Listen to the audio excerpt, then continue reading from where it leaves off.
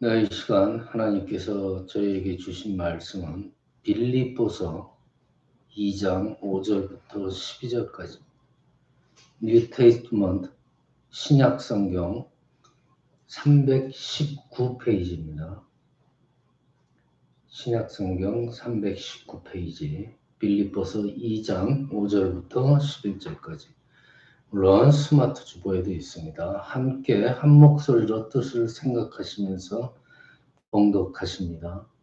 시작. 너희 안에 이 마음을 품으라. 곧 그리스도 예수의 마음이니 그는 근본 하나님의 본체신 하나님과 동등됨을 취할 것을 여기지 아니하시고 오히려 자기를 비워 종의 형체를 가지사 사람들과 같이 되시고 사람의 모양으로 나타나사 자기를 낮추시고 죽기까지 복종하셨으니 곧 십자가에 죽으시니라. 이러므로 하나님이 그를 지극히 높여 모든 이름 위에 뛰어난 이름을 주사 하늘에 있는 자들과 땅에 있는 자들과 땅 아래 있는 자들로 모든 무릎을 예수 이름에 꿇게 하시고 모든 입으로 예수 그리스도를 주라 시인하여 하나님 아버지께 영광을 돌리게 하셨느니라. 아멘.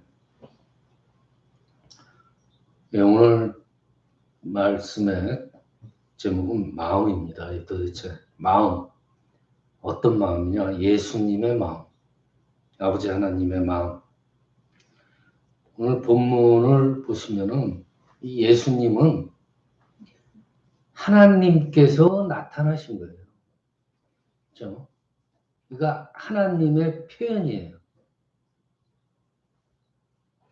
자, 하나님의 피조물인 첫 사람 아담이 사탄의 게임을 받아서 자기 자신도 하나님이 되고자 하는 그 마음, 즉 하나님의 말씀을 거역하고 선악과를 따먹죠.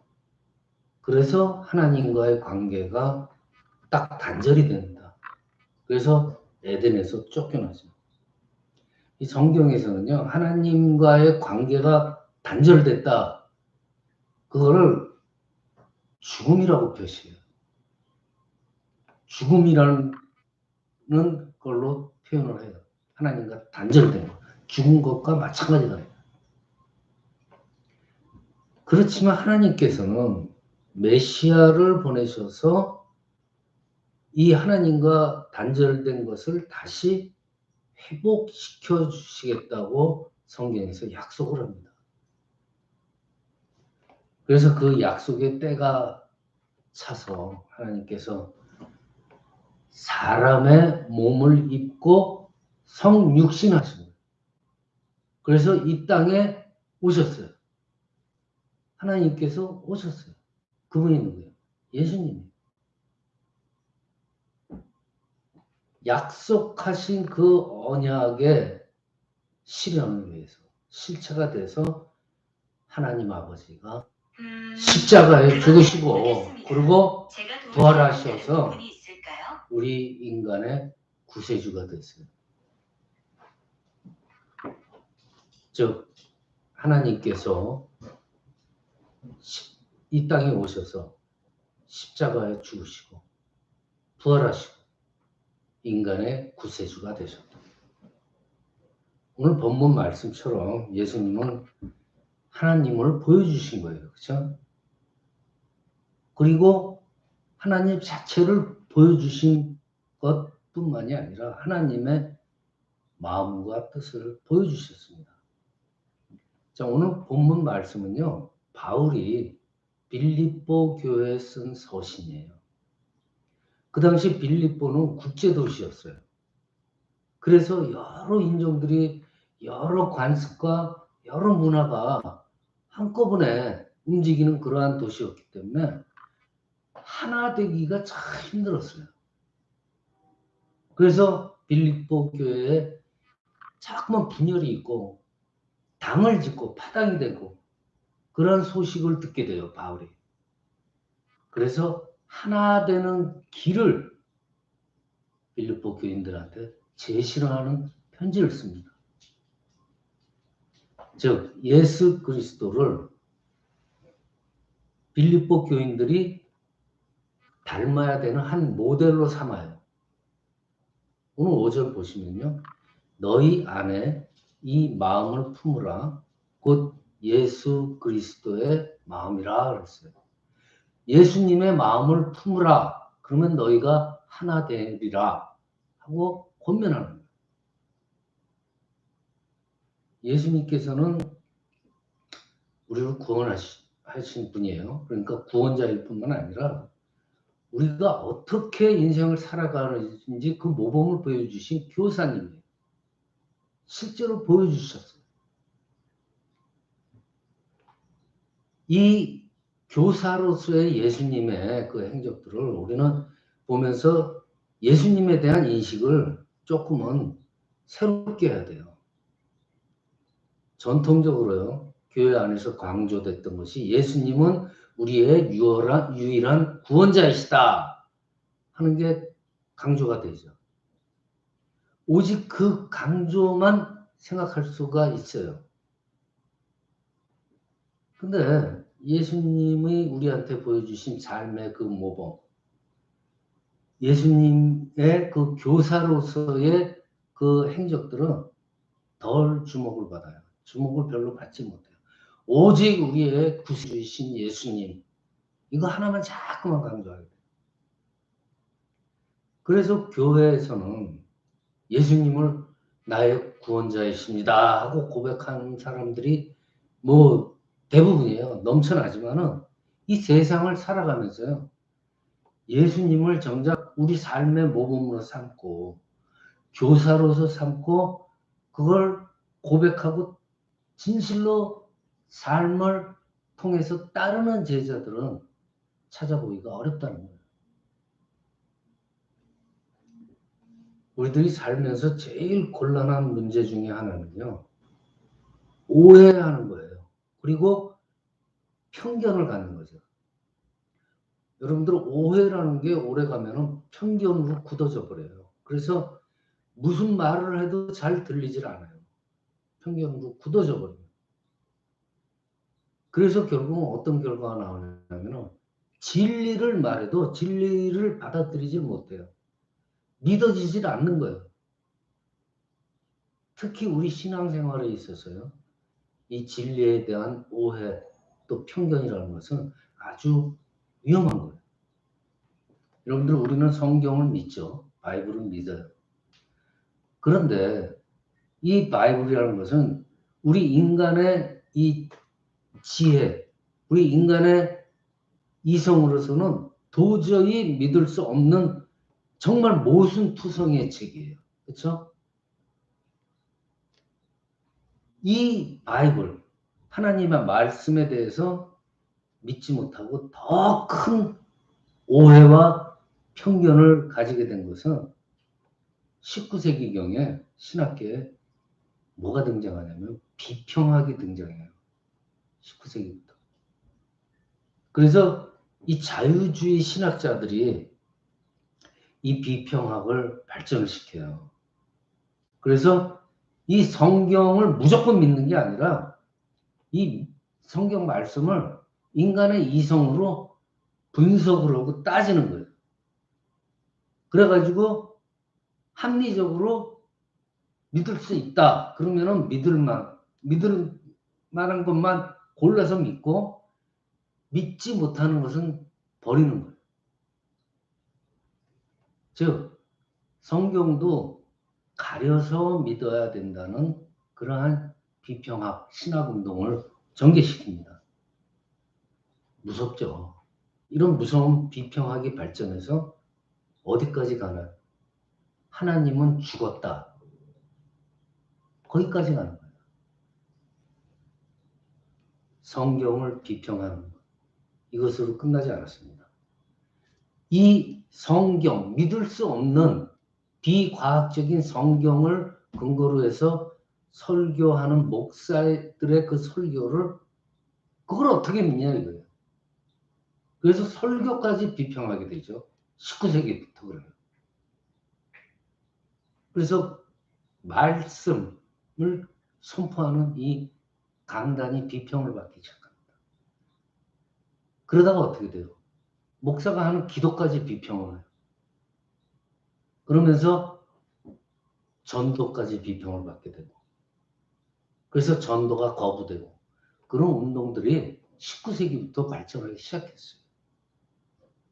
결국은 어떤 상황까지 일어났냐? 예배 자체가 비평을 당하게 돼요. 그래서 예배가 필요 없다는 주장을 하게 됩니다. 자, 여러분들, 이러한 사조들이요, 진리를 대항하는 악마의 세력이에요. 항상 이러한 방법들이 사탄의 도구로 사용되어 왔어요. 오늘 성경에서도 보면은요, 예수님에 대해서 받아들이기 어려운 말씀을 하시잖아요. 그렇죠? 너희 안에 이 마음을 품으라. 곧 그리스도 예수의 마음이니 라고 전제를 해놓고 예수에 대해서 뭐라고 설명을 하죠. 그는 근본 하나님의 본체시나 하나님과 동등됨을 취할 것으로 여기지 아니하시고 오히려 자기를 비워 종의 형체를 가져서 사람들과 같이 되었고 사람의 모양으로 나타나셨음에 자기를 낮추시고 죽기까지 복종하셨으니 곧 십자가의 죽으심이라 하고 설명을 해요. 예수님은 본래 하나님이신데 하나님의 권리와 영광을 포기하고 사람의 모양과 종의 형체를 입고 이 땅에 오신 메시아다라는 거예요. 이거를 인간적인 이성으로 어떻게 믿겠어요? 하나님이 사람으로 오셔서 십자가에 돌아가신다? 말도 안 되는 얘기죠. 인간의 이성으로서는. 그래서 이런 것들을 가지고 비평학자들이 사신신학을 발전시킨 거예요. 하나님은 없다. 말도 안 된다. 이것이 오해로 돼서 편견으로 굳어버지기 때문에요. 신앙생활을 못합니다. 즉 오늘 바울 선생님께서 하나님을 설명하신 이 설명은요. 우리 인간이 이해 못하는 즉 영적 세계의 질서가 파괴된 거예요. 이성이 파괴돼야지 믿을 수 있는 거죠. 자, 예수님께서 살기 위해서 온 게 아니에요. 본문을 보면요. 죽기 위해서 오셨다는 거예요. 그러니까 오신 것도 죽기 위해서 오셨고 산 것도 죽기 위해서 산 거예요. 예수님께서. 우리 인간들의 상식을 가지고는 예수 그리스도에 대해서 말씀하신 이 사실을 믿기가 어려워요. 그렇지만은 역사적 사실로 믿으라는 겁니다. 이것이 신앙이죠. 여러분들 감추어진 것이 사실로 드러나게 되면 얼마나 무서운지 몰라요. 그래서 많은 사람들은 정말 감추어진 진리, 감추어진 사실들이 밖으로 드러나서 세상에 보여지는 것, 그걸 두려워해요. 이거 비근한 예로 병원 검진을 안 받고 회피하는 사람들이 있죠. 혹시 내가 검사를 받아가지고 이 찝찝한 병이 겉으로 드러나면 어떻게 해요? 그러면은 두려워요. 차라리 검사 안 받고 묻어버리고 그냥 살기를 원한다. 그런 분들이 많이 있어요. 아무리 자녀들이 검사 받으라고 권해도 그것을 거부하는 분들이 있습니다. 마찬가지예요. 이 진실, 사실이라는 것은 그것이 사실로 밝혀지면은 굉장히 힘이 있고 두렵고 무서워요. 그래서 사람들은 그걸 그쪽 진실로 가기를 원하지 않는 거예요. 성경에서 말씀하고 계시는 대부분의 오해와 편견들도 마찬가지예요. 성경이 진실로 드러나고 그것이 세상에 역사적 사실로 밝혀지게 되면 사탄 마귀들이 할 일이 없어지는 거예요.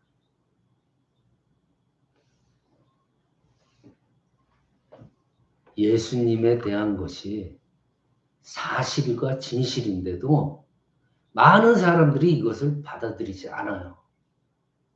왜냐? 두렵고 무서워요. 진실인데 그것이 밝혀지면 두렵고 무서워요. 여러분들, 못 배운 사람들을 이렇게 제가 저평가하는 게 아니에요. 여러 가지 상황으로 못 배워서 무식하다고 하면은 이 정말 못 배우고 무식한 사람한테 너 무식하고 못 배워서 그렇다 그렇게 얘기하면요 상처가 될지 몰라요. 그렇지만은 정말 열심히 공부하고 열심히 사는 사람한테 많은 걸 아는 사람한테 에이 무식하다 그러면은 변명도 안 해요. 왜냐면 자신이 있기 때문에. 자, 여기서 무식한 사람, 진리를 모르고 못 깨우친 사람, 무식한 사람은 자기가 배우지 못했다고 하는 것, 내가 깨닫지 못했다고 하는 것을, 그 사실을 자기 자신이 인정을 해야 돼요. 그 사실을 인정하지 않으면 그 무식을 극복할 수가 없는 거예요. 그쵸? 그 선을 뛰어넘을 수가 없어요. 내가 모르고 있었구나라고 인정을 해야 돼요. 그래야지 그 다음으로 발전을 하지. 그걸 인정을 못하면요 평생 무식한 걸로 살게 되는 거예요. 이 무식이라는, 깨닫지 못했다는 이 사실 앞에서 한 번은 부딪혀야지 그 무식을 극복할 수가 있다는 말이에요. 우리 신앙생활 마찬가지예요. 이 엄연한 하나님에 대한, 예수님에 대한 사실을 은폐하고 오해하고 편견을 가지면요 소망이 없어요. 신앙이 아닙니다. 우리들 자신들의 약점 마찬가지예요. 우리 자신들의 그 약점들, 수치스러움 이런 것들을 주님 앞에 적나라한 사실로 고백을 해야 돼요. 나 자신의 진실된 나 자신을 하나님 앞에서 깨뜨려야 돼요. 확 다 깨뜨려서 다 그대로 보여줘야 돼요. 그래야지 그 다음 단계로 발전이 되는 거예요. 그 과정이 없으면요 평생 그 수준에서 머무는 거예요. 예수 그리스도, 오늘 본문에 뭐라고 그러셨어요? 하나님이라고 그랬어요. 예수님 하나님. 그렇지만 사람의 모습으로 이 땅에 오셨다는 이 역사적 사실 마음으로 믿어야 돼요. 여러분들 정말 그 영광의 하나님이 사람 앞에 사람의 몸으로 사람들과 같이 산다는 것은 하나님 입장에서는 생각해 보세요. 부끄러운 거예요. 수치예요. 정말 낮아진 거예요. 그렇지만 예수님께서는 인간의 상식을 깨트리고 몸과 마음을 통해서 행정, 모든 행실을 통해서 역사 앞에 보이셨어요. 예수님께서는 하늘나라의 질서도 깨트리셨지만 그거는 그 파괴를 위한 파괴가 아니잖아요. 하나님께서 사람이 돼서 이 땅에 오신 거 왜 오셨어요? 내 백성을 구하기 위해서 오신 거예요. 하나님께서 뭐 할 일이 없으셔가지고 심심해서 내려오셨어요? 아니잖아요. 내 사랑하는 백성들을 구하기 위해서 사람의 몸을 입고 이 땅에 오신 거예요. 또 다른 건설을 위해서 질서를 파괴하고 이 땅에 오신 것입니다. 파괴를 위한 파괴가 아니었어요. 건설을 위한 새로운 나라 건설을, 구원의 나라를 건설하기 위해서 파괴하시고 영적 질서를 파괴하시고 이 땅에 오신 거예요. 저럼 우리도 마찬가지예요. 우리 가운데서 일상생활에서 일어나야 될 그 파괴라는 것은 꼭 파멸을 위한 파괴가 아니고 또 다른 어떤 시험, 어떤 창조, 어떤 건설적인 생명을 위한 파괴가 돼야 돼요. 요즘 파괴라는 용어들이 많이 사용되잖아요. 뭐 가격 파괴, 학력 파괴, 뭐 기득권 파괴 이런 것들이 여러 말들이 나옵니다. 물론 파괴라는 건 좋지 않아요. 그렇지만 거듭 말씀드리지만 오해와 편견으로 묶여져 있는 잘못된 것들은 파괴돼야 돼요. 예수 그리스도가 이 땅에 오신 것, 새 세계를 창조하기 위해서 하나님과의 약속과 계시와 섭리에 따른 것이잖아요. 그렇기 때문에 이러한 영적 질서의 파괴는 파멸을 위한 파괴가 아닌 생명을 위한 파괴라는 거였어요. 여러분들,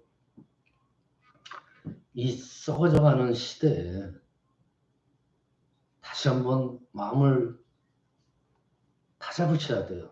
이제 우리는 이 썩어져가는 시대에 예수 그리스도의 마음의 실체로 돌아가야 돼요. 오늘 본문에 이 마음을 품으라 곧 그리스도 예수의 마음이니, 이 본문 말씀이요, 이 시대의 답이에요. 우리 마음에 예수의 마음을 담아라 이거예요. 근데 이 예수의 마음을 어떻게 설명해요? 색깔이나 모양이 있는 것도 아니고 막연해요. 그럼에도 불구하고 우리는 이 예수의 마음을 내 마음에 품어서 그리스도의 마음으로 바꿔야 됩니다. 그것이 진정한 그리스도인이고 하나님의 자녀예요. 이 마음의 실체를 본문은 이렇게 말하고 있잖아요. 예수의 마음, 첫 번째, 십자가의 죽음이에요. 예수님 참 인간이시고 동시에 참 신이에요. 우리를 구원하기 위해서 죽기까지 하나님 뜻에 복종하신 분이에요. 자발적으로 순종의 십자가를 지시는 데까지 나가신 분이에요. 이 십자가에 죽으신 사건, 예수님 마음의 한 부분이에요. 우리가 막연하게 생각할 필요가 없어요. 예수님 마음, 첫 번째, 십자가 죽음, 그 마음. 예수님은 자기 죄로 죽은 게 아니잖아요. 만민들의 죄를 대신해서 속죄의 죽음을 당한 거예요. 대속죄로. 예수님을 나의 구주로 영접을 하고 내 마음에 그 십자가의 죽음을 진리로 받아들일 때 내 안에서 뭐가 일어나요? 또 다른 죽음이 일어나요. 옛사람, 욕심, 이런 것들이 죽습니다. 인간의 이성이 깨어지는 거예요. 그래서 새로운 출발이 일어난다는 거죠. 그리고 가장 중요한 예수님의 마음, 두 번째, 바로 부활입니다. 죽음으로 끝난 게 아니잖아요. 죽은 자 가운데서 3일 만에 부활하셨습니다. 예수의 마음은 부활입니다. 부활하신 예수님을 우리 마음에 모시는 거예요. 우리 안에서 육적인 사람이 죽고 온갖 더러운 것들이 죽고 나면은 누구든지 그리스도 안에서 새로운 피조물이 되는 거예요. 자, 정리를 하면요. 예수님의 마음을 품으라 그랬어요. 그 예수님의 마음. 첫 번째, 예수님의 십자가에 죽으시는 그 마음. 또 예수님의 부활.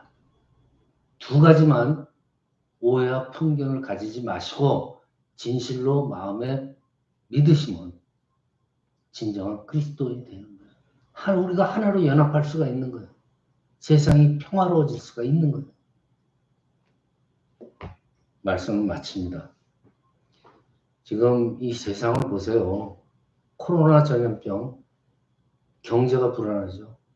기후변화 막 곳곳에서 이상 현상이 나오죠. 지금 우리들한테 온갖 도전과 고난들이 정말 예전에 없었던 그러한 현상들이 물밀듯이 지금 밀려오고 있어요. 앞으로 어떤 일들이 더 닥칠지 몰라요. 지금 한꺼번에 이렇게 몰리고 있어요. 이 시대에 또 오늘 이 순간 이 성탄절기에 다시 한번 다짐을 해야 돼요. 우리를 지탱하는 근본적인 힘이 무엇인가? 십자가의 죽으심, 예수님의 부활, 이 믿음이에요. 그러면 이 땅은 다시 평화로워집니다. 이 땅에 메시아로 오셔가지고 다른 사람도 아닌 나를 위해서 속죄로 죽으시고 3일 만에 부활하신 예수님이 내 마음에 정말 만왕의 왕으로 자리 잡고 있는 저와 여러분이 되시기를 시간 축원합니다.